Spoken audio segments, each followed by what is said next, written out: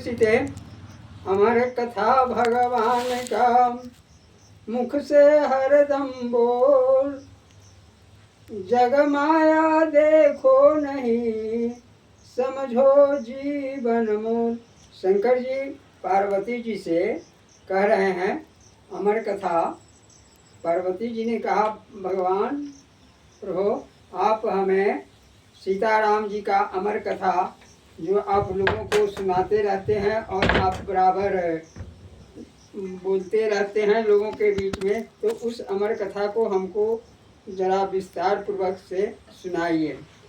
फिर से प्रभु विस्तार सुनाए, सुनने को अति मन ललचाए। सिया राम की मधुर कहानी अमृतमय है सुनो भवानी। सिया राम जी की मधुर कहानी जो है वह बिल्कुल अमृत के समान है। हे भवानी तुम ध्यान देकर सुनो। अमृत के पान करने से मनुष्य का जीवन बन जाता है, बढ़ जाता है, वह अमर हो जाता है।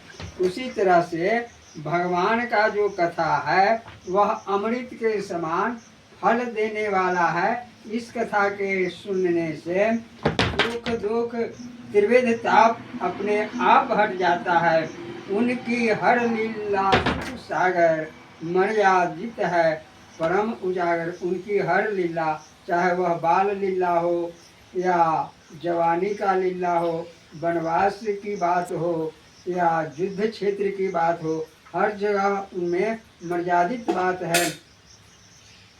उनकी लीला को अपनाकर भगवान ने जो लीला किया है उस लीला के अनुसार हम मनुष्य को चलना चाहिए। उनकी लीला को अपनाकर चले। जगत जो ध्यान लगाकर उनकी लीला को जो सुनकर उनके कर्म के अनुसार जो आगे अपना जीवन में धारण करके चलेगा, सब प्रकार उन पर सुख आए तो सभी प्रकार से उन पर सुख, उनका जीवन भी अमृतमय हो जाएगा। परिवार में मेल बढ़ाए, ऐसा करने से उनके परिवार में मेल होगा। देखिए राम जी अपने परिवार में माता पिता के साथ, पति पत्नी के साथ, भाई बंधु के साथ कैसे मिलाकर चले हैं। तो मनुष्य को उनकी कथा से हमें यह शिक्षा लेनी चाहिए कि अगर हम भी अपने परिवार में रहते हुए माता पिता भाई बंधु पुत्र आदि से प्रेम रखें भगवान के तरह, तो इससे